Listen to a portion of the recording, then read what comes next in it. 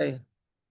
All right. Well, thank you, Lars, for the kind introduction, and Claudia and Lars for the invitation to talk to you guys. I hope everyone's having a good morning, afternoon, or evening, wherever in the world you happen to be right now. Um, I'm going to be trying to give a talk that's more about protein evolution, which is not maybe my sort of specialty. So I look forward to the discussion and get your guys' thoughts and feedback on what's all entirely sort of new and unpublished data. And so the hope is that what I can present is more of a here are some ideas based on what we've seen, but not sort of fully baked publications yet. And I want to acknowledge the sort of the drivers of the two projects that I'm going to be talking about today. One is Edgar right here, who's not in this main picture, and the other is Divya, who are both sort of final year graduate students in my lab who are finishing in the next few months. So I'm going to miss them. And here are some of the organizations that have supported us and helped fund the research that you're going to hear about. Okay, so to sort of like give like a very broad methodological introduction, our lab is very focused on developing and applying tools and methods in this space called structural proteomics. And when we think about mass spectrometry proteomics, we typically think of it as this really powerful method for being able to interrogate proteins, at depth, and we can learn what protein sequences are, what their abundances are, what types of PTMs, post-translational modifications they have. And this is like a highly analytical method that basically is to proteins what next generation sequencing, is to nucleic acids. But unlike nucleic acids, one thing about proteins is that their function is highly associated with their structure and conformation. And that means that it would be great if we had tools that not just told us what proteins there are in a sample, but what shape or what conformation they're in as well. And that becomes the purview of this sort of like specialized subfield of proteomics that goes under the heading of structural proteomics. So this sort of subfield of proteomics has a number of different methods and tools that it employs. Our lab focuses in two of them, and all of the research I'm going to be talking to you guys today uses actually just one of those methods. So we're just going to focus on the one called limited proteolysis mass spectrometry, or LIPMS.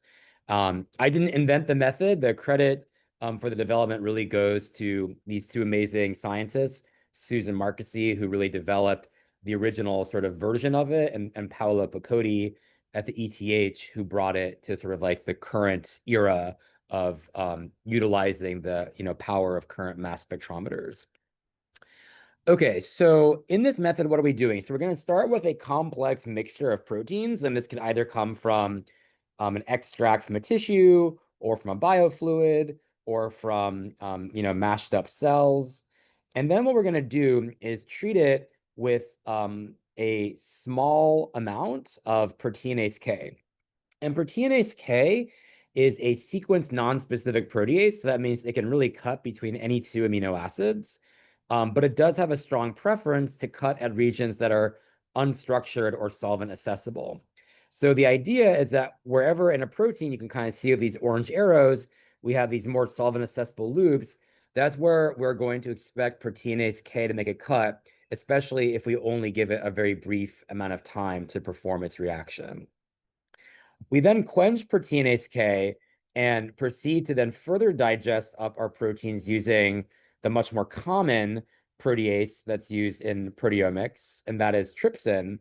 And trypsin you can think of as being very much like the opposite of proteinase K, because it's very sequence specific. It only cuts after arginine and lysine.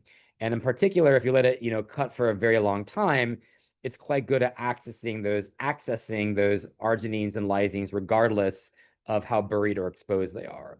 So in essence, we do one cut that's based on structure, and then a second cut that's based on sequence.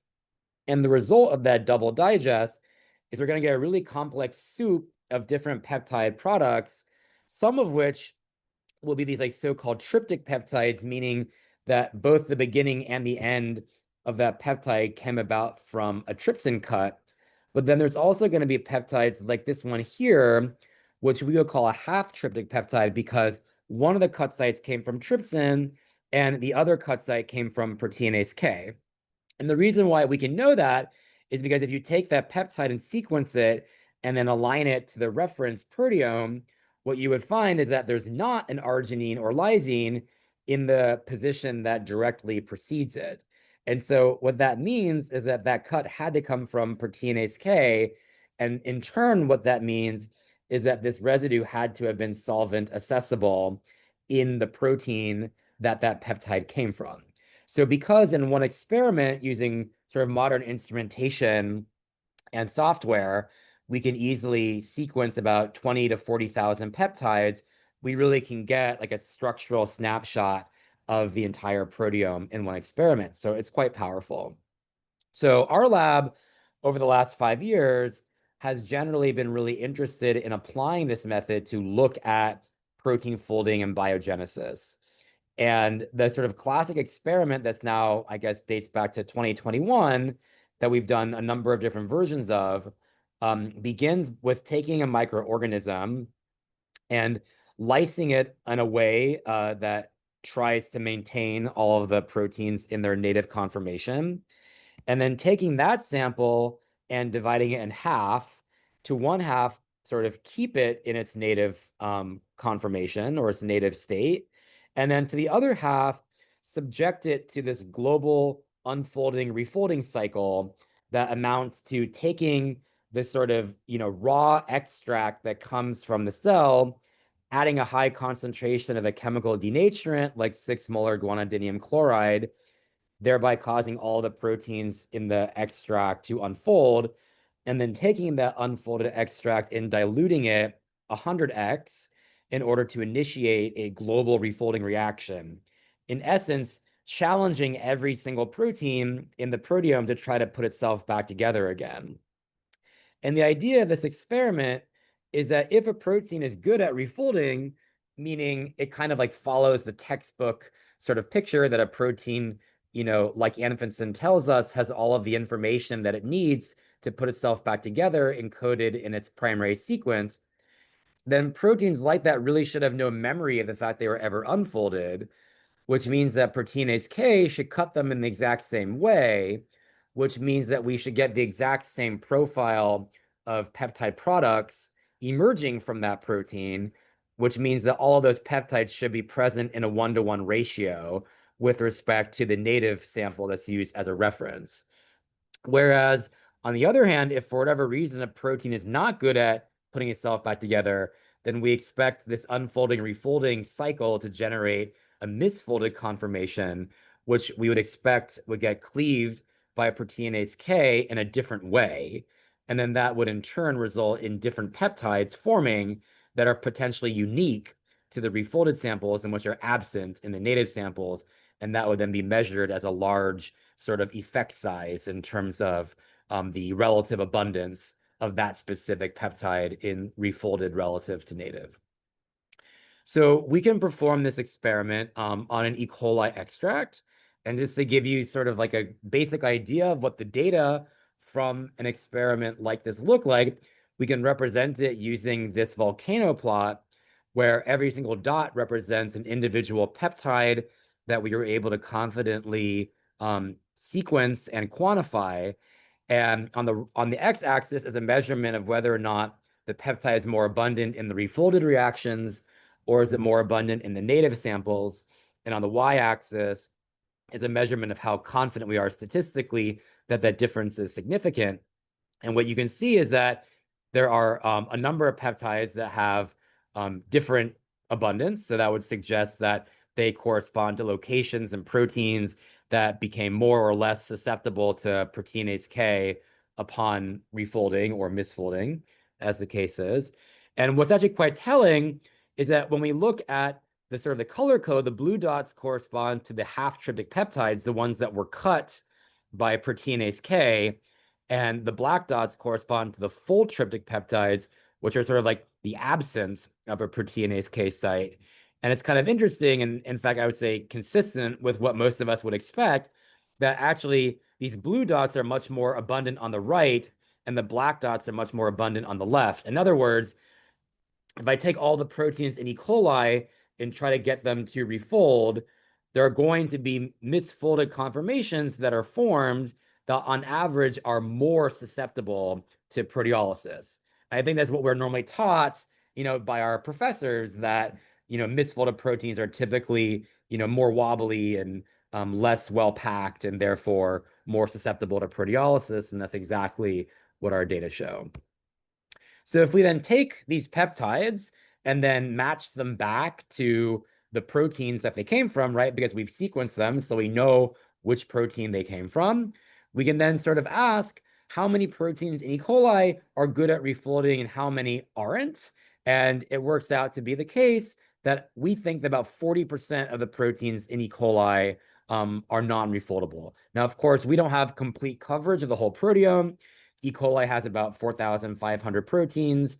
About 2,500 of them are expressed during sort of standard log phase growth.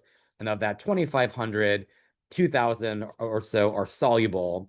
Our experiment explicitly does not cover membrane proteins. So if anyone's interested in membrane proteins, I'll have to disappoint you. I don't have a lot to say about them. But we at least have decent coverage of the soluble proteome that is expressed under sort of standard log phase growth. Okay, so in work that my student, Philip, followed up on, he repeated that exact same experiment where you crack open the cells, take all the proteins out, unfold them, refold them, see what happens. And he did it on yeast. And when we did this experiment, our sort of hypothesis was that surely yeast proteins would be worse at refolding because we know that yeast proteins on the whole tend to be bigger and have more domains and tend to have more beta content. So kind of all of these things that would point in the direction of being worse at refolding. But actually, the result that we got was the opposite. It turns out that yeast proteins are significantly better at refolding. It goes from 60% being refoldable to like 76% being refoldable. And that made us very confused for a long time. But to make a sort of long story short, what we ended up finding is that a major sort of determinant in why the yeast proteome is better at refolding can be explained in terms of the fact that the yeast proteome also has a lot more disorder.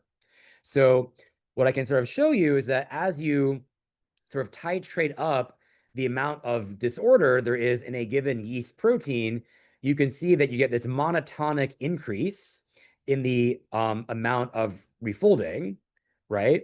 And this immediately explains the difference between yeast and E. coli because bacteria do not tend to have very much disorder in their proteomes at all. The average yeast protein is 20% disordered. The average E. coli protein is about 3 or 4% disordered.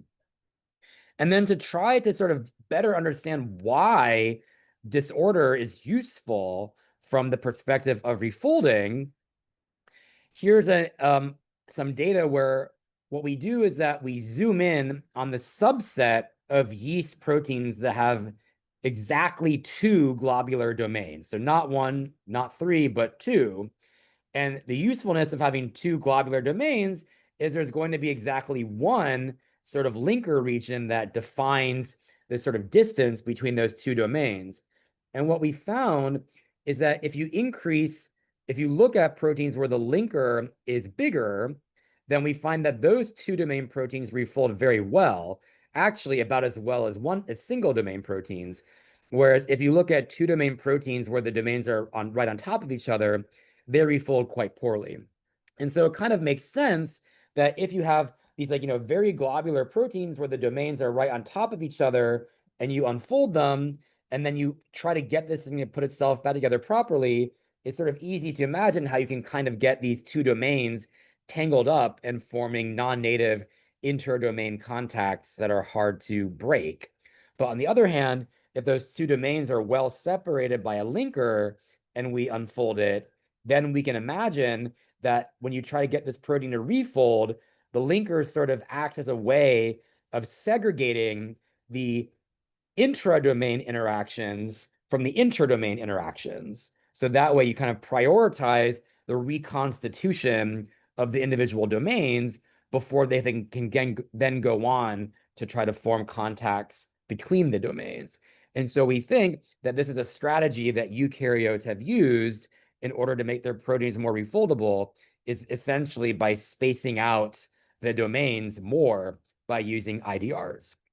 Okay, so that's basically all published or bioarchived, but I just wanted to sort of go through it as an introduction. So now I want to show you guys some new work.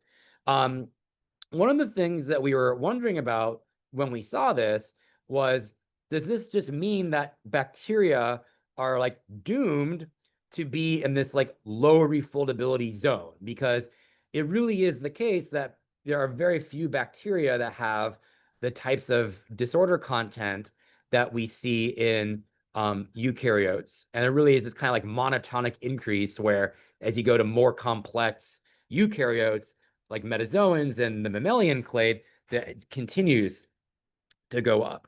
And so in order to try to address that question, what my student Edgar did is he carried out a kind of refolding campaign that was based on trying to perform these global refolding reactions on a number of different bacteria, where our goal on one hand was to sort of spread them out across the tree of life, across the various bacterial phyla, but also have, some pairs, of bacteria that are closer together in phylogenetic distance. So that way we can assess sort of like, trends and patterns between refolding propensity and sort of position within the bacterial phylogenetic clade. And just to give you a little bit more information about these different microbes that Edgar decided to look at, we have three different microbes that all live predominantly in the soil. So that's the two bacilli, as well as this azotobacter, which is a gamma proteobacterium. We have two bacteria that tend to live in fresh water, Colibacter and Flavobacterium. Two bacteria that are predominantly associated with living near plants and on plant tissue, like Acetobacter pasteuranus and Lactoplantobacillus plantarum. E. coli, of course, tends to live in the guts of mammals, and E. coli is actually very related to Vibrio, but this particular Vibrio, this particular gamma proteobacterium actually lives in brackish sort of marsh waters and under relatively low nutrient conditions. So here are the results of those experiments. And what you can see, I think, quite immediately is that there's actually a pretty big, spread in terms of the refolding propensity that we see across these diverse bacteria. So here's E. coli. This is where we started with, where it's sort of like centered around like 60%. But we see some bacteria that refold very efficiently, like the bacilli that we looked at that are closer to 80%. And actually, Vibrio, which is very closely related to E. coli, has a very high refolding propensity, despite actually being the closest to E. coli amongst the ones that we surveyed. And the lowest is Acetobacter. So because I've sort of lined up, these like refolding, scores within the context of the evolutionary relationships between these bacteria, I think you can clearly see that refoldability is not like a monophyletic trait. It's not like, we have like all the best refolders on one corner of the tree of life, and then, the poor refolders on the other. Like it clearly, doesn't really correlate that strongly with phylogeny. And that's kind of sort of represented by the fact that, Vibrio and E. coli are really on two opposite extremes of like the refolding spectrum, even though they're both gamma proteobacteria. But actually, if you sort of are familiar with bacteriology, which I don't expect all of you in the room to be, but neither am I really, but this was pointed out to me by talking to friends and collaborators, that actually the three organisms that have the lower refolding propensity, which are the Flavobacterium, the Acetobacter, and E. coli, they actually do have something very much in common. And that is that they all grow in nutrient-rich environments and under their standard physiological conditions have very fast doubling times. And that's because E. coli basically lives in our guts, and we're always sort of, feeding it with, the food that we eat. Acetobacter lives on sort of like rotting fruit. And so it's able to, take advantage of all that free, sugar when, fruit falls to the ground. And Flavobacterium is similar to that. It's also associated with vegetation. Or sorry, no, Flavobacterium has these unique enzymes that allow it to degrade chitin and cellulose. So even though it lives sort of like in a number of different environments, it's always sort of able to get more food and grow faster than its sort of peers because it has these unique enzymes that allow it to metabolize biomass that most other organisms cannot metabolize. So why might this be? So why might there be this kind of like relationship between growth rate and refoldability? Well, I think without being able to give you any real additional evidence to support this theory, I can kind of like, wave my hands and give you a sort of idea of why this might be. So if you are an organism that has a very fast doubling time, then what that means is that on average, the amount of time that it would take for a protein to spontaneously unfold is going to generally be longer than the actual sort of, lifespan of an individual cell.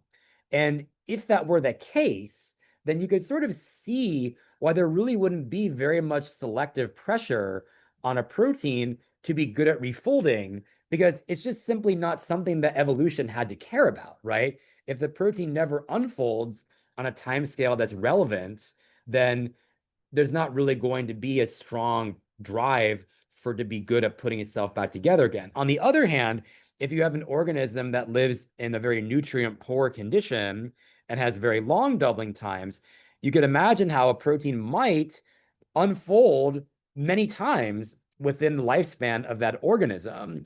And if that protein were not refoldable, then every time that happened, it would require sort of like some chaperone or some ATP mediated process to sort of rehabilitate that protein. Whereas it would clearly be, advantageous, especially under low nutrient conditions, to have proteins that can just kind of like, fix themselves. If they accidentally fall apart, as proteins are wont to do, depending on what their, sort of, folding time scale is, one might hope they can then put themselves back together, therefore creating a greater evolutionary drive for refoldability. So we can then kind of like divide these, this cohort of bacteria into these like so-called poor refolders, which are the ones that grow under very nutrient-rich conditions, and these very strong refolders, which are the ones that, grow in the soil and in like, salt water and ponds and other nutrient-poor conditions. And what we find is that there are some trends that we had sort of previously attributed to refolding propensity in E. coli. And that, like, so an example is that in E. coli, the more domains you have, generally the poorer you are at refolding. That kind of makes sense. And that seems to be recapitulated in the other sort of two poor refolders, namely Flavobacterium and Acetobacter. But then when you look at the other organisms that are the strong refolders, the trend just kind of goes away. So like somehow these bacteria have like figured out a way to make their multi-domain proteins just refoldable in a way that the poor refolders didn't, and the trend just kind of like evaporates. And another example of that, is in the case of isoelectric point.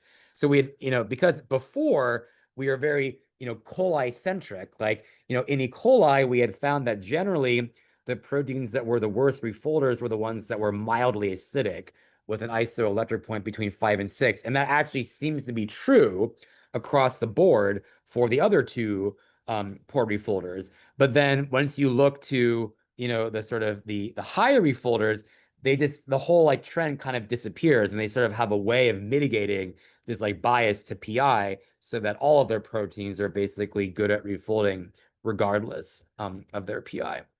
And I actually kind of want to like take a moment to sort of make a like observation that, a lot of us, use E. coli a lot in our research, right? It's a very sort of popular bacterium for a range of different reasons. But if you actually go back, to sort of like the classic folding literature, that basically starts, in the 60s and 70s, um, you'll basically find that there's not a single model protein for folding studies that ever came from E. coli. They were always sort of isolated domains from eukaryotic proteins. So it's just like kind of funny for me to sort of like reflect, oh, well, maybe there was a reason why that was that, E. coli, we think of it as being sort of this like generic bacterium that's kind of a stand-in for all bacteria. But actually, the fact that, it has this very, adapted, like in growth to, high nutrient conditions sort of makes it unlike a lot of bacteria. And one way in which it's unlike a lot of bacteria is that it has quite poorly refolding proteins, which I think is sort of reflected in the absence of E. coli proteins in this sort of folding literature. Okay, so because we have refolding data on these 9 different proteomes, we can now start to do something that we haven't been able to do before, which is compare orthologous proteins to one another, right? Like when you have a single proteome, you basically have just, one DNA-K, one, phosphoglycerate kinase, one RNA polymerase. So it's hard to really like, ask, are all proteins of a given, kind refoldable or not? Well, now we can sort of organize these proteins into these like gene trees and ask questions like, are all of the proteins within a given sort of family refoldable or not? And what Edgar found is that if you take, the proteins in the data set and sort of, put them into these gene trees, also called orthogroups, what we find is that there are actually quite a lot of orthogroups that are fully refoldable, which means that all of the proteins in that orthogroup were refoldable. Now, in a way, that you might say like, okay, well, that number is similar to this number, which is the number of trees in which you have both refoldable and non-refoldable proteins. But actually, remember, we have like 10 organisms, in our study. So the idea that you could have a tree in which all of the proteins are refoldable, it's the equivalent of basically flipping a coin 10 times and getting all 10 heads and having that happen like roughly half the time, right? So if we do like a bootstrap test to see how frequently would you really expect these like fully refoldable trees to occur due to chance, it's a much, much, much smaller number. And so what that sort of suggests to us is that there is an evolutionary retention of refoldability, that there are some trees that, you had an ancestral protein that was refoldable, and evolution, in essence, was trying to purge potential variations that would have caused it to become non-refoldable. And the reason why we think that is because fully refoldable trees occur much more likely than we would expect due to chance. So maybe that's kind of consistent with this idea that like refoldability is a useful trait because it allows your protein to come back together again, in the event that it spontaneously, comes apart. Of course, the interesting question then is, well, what is the reason why any proteins are non-refoldable? What's the adaptation for that? And we don't have an answer to that yet, but I think that's sort of an interesting observation that we have from that data set. Definitely curious to get your feedback. Okay, I want to walk you guys through one other story, but I'm going to do it a little bit more quickly. I'm probably going to skip a few slides, but I think it's an interesting piece of data and I want to share it with you all. And since we're sort of focusing here on protein evolution, I want to talk to you about what effect I think a chaperone can have on protein evolution. So in order to sort of lay out that question, first, let me explain the experiment that we're going to do. The experiment that we're going to do here is all in E. coli, so you don't need to worry about memorizing, the names of these other 9, bacterial species. And we're going to still be doing limited proteolysis and mass spec. It's our favorite experiment, right? I'm kind of a one-trick pony. But this time, what we're going to do is that we're going to make 3 different strains of E. coli, either wild type, or one in which we've knocked out the chaperone trigger factor, or one in which we've knocked out the chaperone DNA-K, which is the bacterial ortholog to HSP70. And then we're not going to do any of that crazy unfolding, refolding. We're just going to grow up the cells, lyse them carefully to try to keep, the proteins in whatever conformation they were in, and then perform this proteinase K trick in order to do structural probing of the conformations in those extracts. And the question that we're basically asking here is which proteins are structurally perturbed because they were born inside a cell that was deficient of a given chaperone. And in essence, this is kind of a different experiment than a lot of chaperone biochemistry experiments, because oftentimes in chaperone biochemistry, what's being sort of addressed is, where does the chaperone bind? And here, in this case, we're not looking at all at the mechanism of the chaperone. All we are looking at is what is like the final end product. That if I sort of crack open the cell and interrogate the proteins inside and just say who's the same and who's different, I'm going to try to make some assessment as to what types of proteins sort of experience or endure a permanent change to their conformation because they didn't have the luxury of being born inside a cell that had that chaperone. So here are these kind of like, pie charts again that you saw before.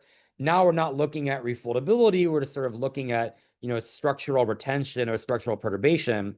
Somewhat unsurprisingly, there's a lot of proteins that are structurally perturbed if you knock out DNA-K.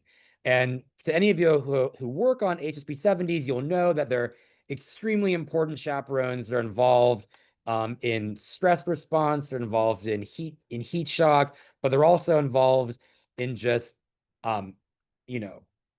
run-of-the-mill protein biogenesis during physiological conditions as well. And it turns out there's a lot of E. coli proteins that depend on DNA-K.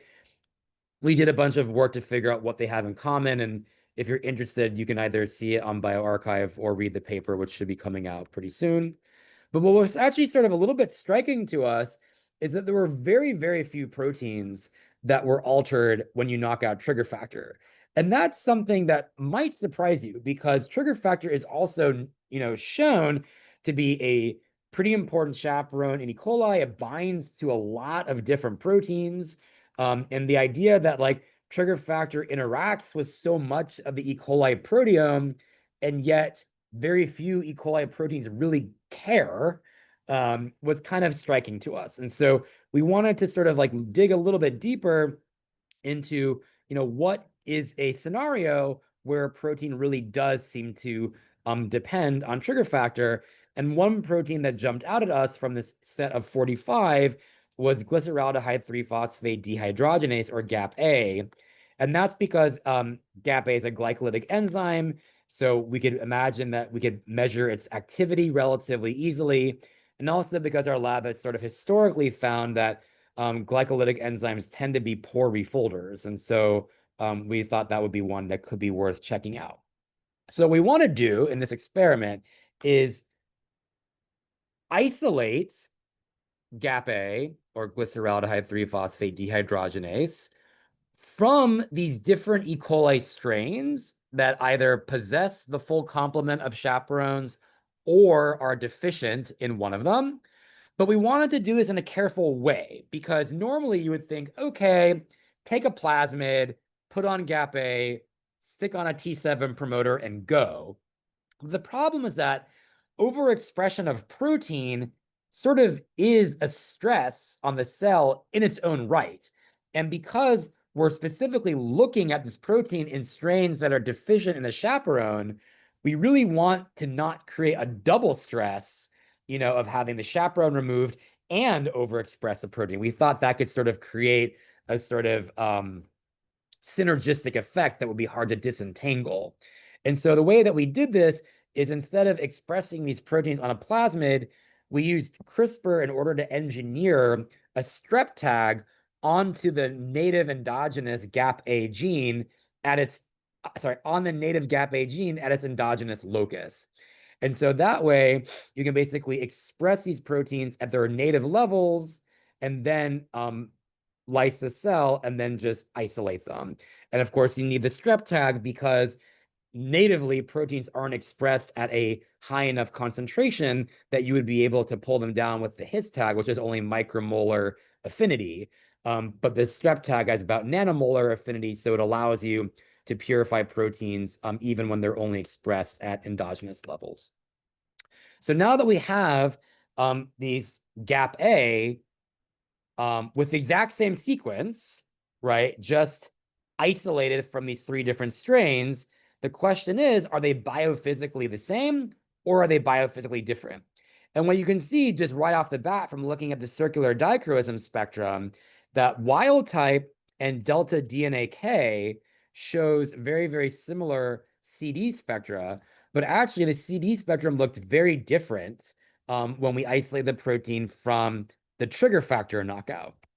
On top of that, not only is like the CD spectrum show a much deeper sort of well, we also find that the protein is more thermostable when it comes from trigger factor as well. So the wild type protein has a sort of melting point that's more around 60.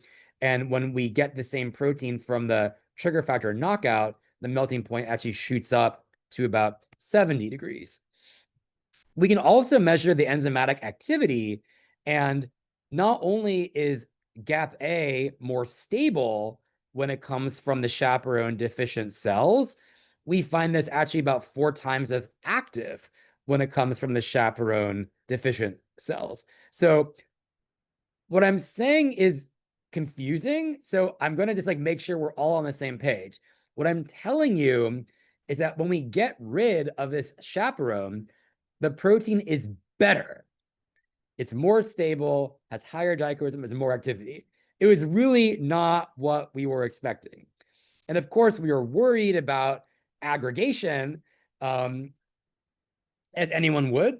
So we also did analytical ultracentrifugation, and you can see that all of these proteins have roughly the same sedimentation coefficient.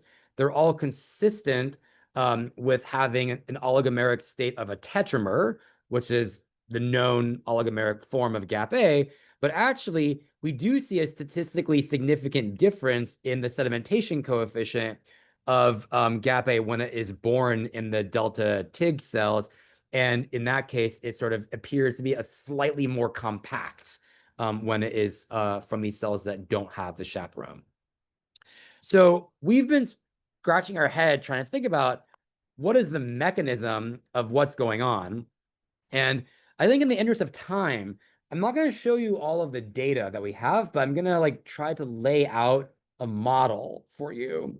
And the model sort of focuses on this idea of this building sort of consensus that what trigger factor's job is in E. coli is to delay the onset of co-co assembly.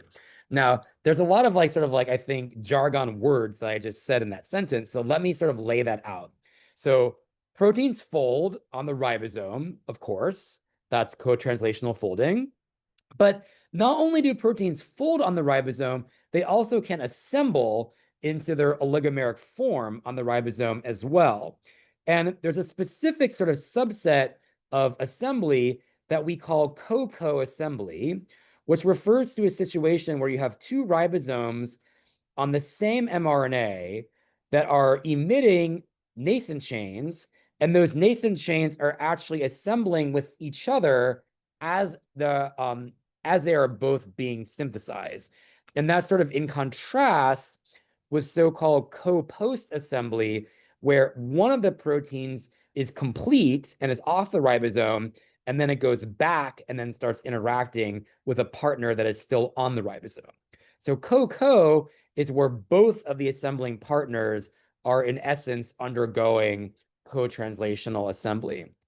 And without going into the detail about the experiments that Bernd Buchau and his team did, what they basically show is that trigger factor sort of acts as a shield.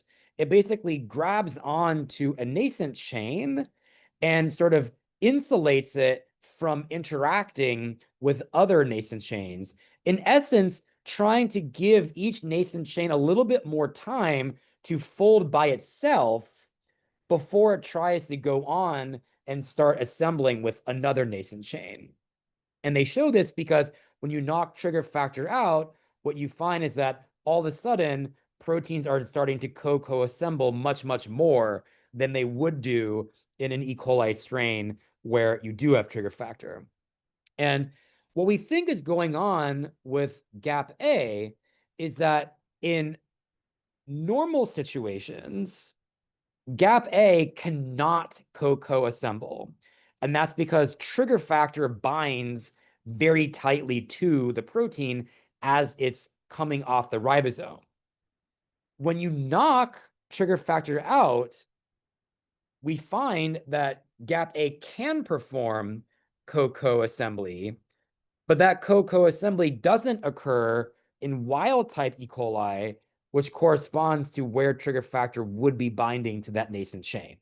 So in essence, the model that I'm trying to sort of like give you guys is one in which trigger factor sort of creates a catch-22. Presumably, it is useful for the cell overall because it is helpful to prevent co-assembly from happening too early for many other E. coli proteins. But for a small set of proteins, including GAP-A, it actually is obstructive because it is trying to do its job of preventing co-assembly from happening too quickly. But because GAP-A performs co-assembly so close to the end, to the C terminus, it actually prevents co-assembly from happening at all. And then it forces GAP-A to then assemble in a co-post or a post-post, we don't know yet, manner, which presumably is less efficient and less capable of generating. So you might wonder, like, why did evolution ever allow this to happen? Like, why did evolution sort of let trigger factors sort of carry on doing this thing, creating this kind of less active version of GAP-A? Well, I don't really have a complete answer to that question, but what I can tell you is that if you look across all bacteria, we find that GAP-A is always the most abundant glycolytic enzyme in all bacteria. And so maybe because GAP-A had to be born in cells that also had a trigger factor, which resulted in them being 4 times less active than they should be, bacteria simply had to mitigate this by just making more GAP-A. On the other hand, we don't see GAP-A present at very high levels in eukaryotes or archaea, but then again, eukaryotes and archaea don't have trigger factor. So it seems like this is like a unique situation that bacteria sort of have this catch-22 where they have this unique chaperone, which is useful for folding some proteins, but is actually obstructive to other proteins. And one way around that is just to sort of have a higher level of expression of that protein. All right. So I'll try to wrap up. Hopefully, I've been able to convince you that structural proteomics can give us insights. Oh, sorry. This is from I should have been more careful when I looked at my slides. Not necessarily an age-related disease.